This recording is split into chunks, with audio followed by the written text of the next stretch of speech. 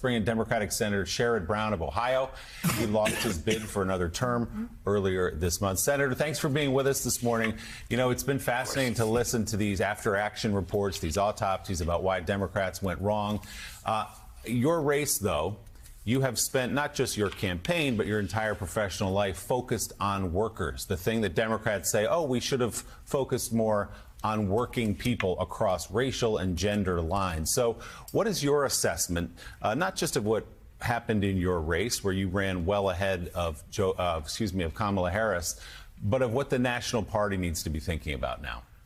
Well, I wrote a book about the Senate called Desk 88, a history of the senators who held my desk. And I try to keep an historic perspective. And Claire knows this very well. The Democrats, really since NAFTA, this wasn't a 1 year or even a 4 year problem. The Democrats, since NAFTA, have drifted away from workers have drifted away from Democrats because that. I grew up in Mansfield, Ohio, with the sons and daughters of steel workers and auto workers and electricians and millwrights and carpenters and laborers and bricklayers.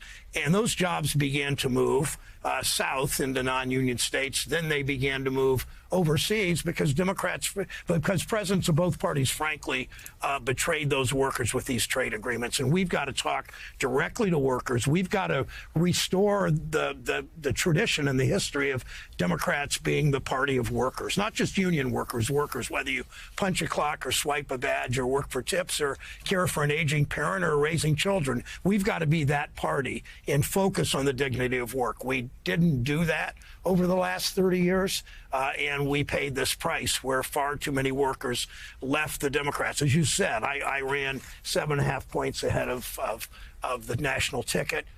You can't do much better than that. But when we have the historic perspective of workers leaving our party, we've got a serious problem. Well, so, Senator, when I looked at the races, even a year out, I said, well, Sherrod Brown's going to be fine in Ohio. The guy is connected to Ohio better than anybody. And you were one of the Democrats that I was like, he's going to figure out a way to win because, again, he has such a connection with working class voters. And so when you lose, that sort of suggests that the Democratic Party is in deep, deep trouble across the Midwest, the industrial Midwest. I want to know, what did you hear from workers when you were campaigning who would have voted for you 4 years ago, who would have voted for you 8 years ago, who voted for Barack Obama in 2012 and 2008? What did they tell you? Why were they leaving the Democratic Party? What was the sort of not NAFTA, et cetera, which I totally agree with, but what was the gut answer that they told you that made you kind of realize, man, we've lost working Americans? Yeah, even with the accomplishments we talk about, it's a million veterans, 40,000 in Ohio have already gotten care because of our bill on the exposure to burn pits. Even with the pensions, we save $100,000 pensions in Ohio that Wall Street essentially took away, if you will. Even with the prescription drug at $35 a month or $35 a month ceiling for insulin, even with those things, it was hard to start the conversation because particularly in small town in rural Ohio, the city like I grew up in of 50,000, a lot of the Midwest, as you know, Joe, is dotted with a lot of small industrial cities that provided a decent middle class wage. You couldn't even start the conversation about being a Democrat in many of those counties where the bottom dropped out 10 or 15 points worse than even 6 years ago. So until we start talking directly to workers, when we listen to workers about why they've left and where they've gone, they don't necessarily love Trump. They just think that the Democratic brand is so damaged, whether in Missouri or Ohio. Why those specifically? What did you hear over and over again specifically? Why have they turned against Democrats the way they have? Well, they don't think we're the party that represents them anymore. I saw the transgender ads and I saw that. But one of my favorite, I won't do the whole story of Dr. King is when he was assassinated. He was in Memphis because because he was there talking about the dignity of work. And King, better than any historic figure, wove together civil rights, human rights, and worker rights. And we don't do that. We're the party of civil rights, as we should be. We're the party of human rights, and I will never, ever back off. I voted for marriage equality 30 years ago. I was one of the few that did. I'll never back off that. But one thing about worker rights is it binds all of us, because except for the coupon clippers you occasionally have on your show, Joe, 90% of the vote of the people in this country, what binds us together is we work. Again, swiping a badge, punching a clock, whatever kind of work you do. And we should be talking to that. We should center we'll talk about other things. I talked a lot about abortion rights, of course. Right. But we should center our discussion on workers and how they are the centerpiece of our country. Right. They are what binds us as a nation. And by the way, when he says coupon clippers, what he's talking about, Mike Barnicle, of course, the Boston Red Sox over the past 3 years offering prospects coupons to Barnhill Country Buffet in Pensacola, Florida. All you can eat buffets, thinking that was going to somehow get Ohtani.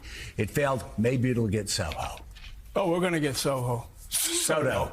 Yeah, we're going to get Soto, no doubt about it. Oh, my God. Come on. Of course not. Joe, does Barnicle... Of course, he's not going to end up with the Guardians either. So that's what I wanted to say. Does Barnicle understand that Red Sox fans have become almost as bad as Yankee fans? Does he understand that fact? Speaking of finding a way to bind you all together. Yeah, Thank you, you've done Senator. it. That You've done hurts. it. Salute you, Senator. It cuts like a knife. Claire, help me here. Claire and I Claire and I root for America's teams, the Cardinals and the Guardians. Real middle America baseball.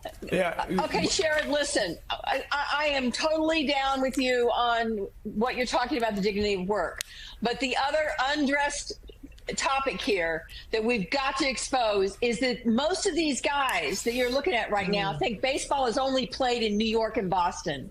They do not understand. Well, I mean, to be fair, that visit those other cities. Not just those two cities, just the East Coast. But go ahead. Oh, come on, you guys. You are such snobs when it comes to baseball. No. It is boring. Claire, I think you should let the woman talk. I mean, all you guys interrupt Claire. But the fact is the Cardinals have the second best franchise in American League, Major League history in terms of world championships and competing. Wow. I'd like to say the Guardians do. But you guys all ought to listen to Claire about that. Wait, Sherrod, why I have you? I've got to get this question in. You're back there. You're walking on the floor. You're talking to your colleagues. How confident are you that there are more than 3 votes to stop Matt Gaetz?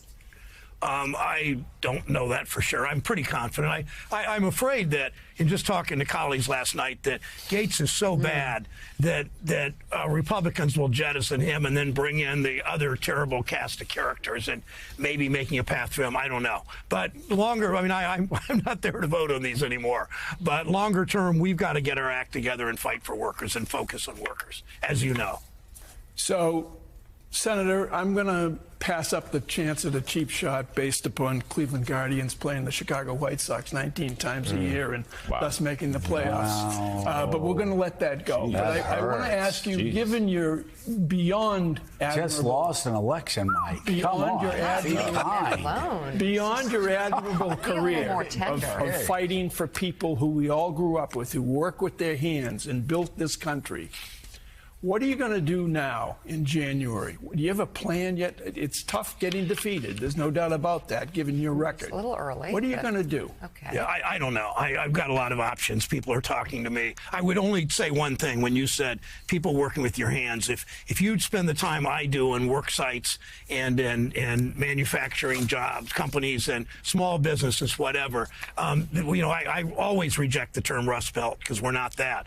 But it's working with your hands and it's working with your brain. These jobs in American manufacturing are increasingly high tech. They take great skill. I spend a lot of time with carpenters or bricklayers or millwrights apprentice programs, and I see these 5 years of workers getting trained, starting at $20 an hour. At the end of 5-year apprentice, they're making $35 an hour with insurance and health care, and they have no college debt. And those are highly skilled middle class jobs.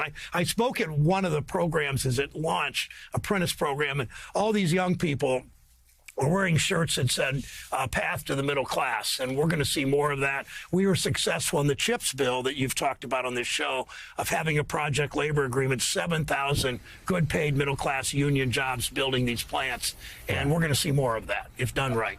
All right, Democratic Senator Sherrod Brown of Thank you, Ohio. Senator. I want you to know when the Red Sox aren't in, I'm always cheering for Cleveland to win their first World Series. And I'm serious, since 1948. It is way past time. And by the way, one other thing. When Mike Barnacle talks about working with his hands, he's talking about his wife gives him allowance in gold bullion. And so he gets it, and he's got to carry it upstairs to the safe. Is that right, Mike?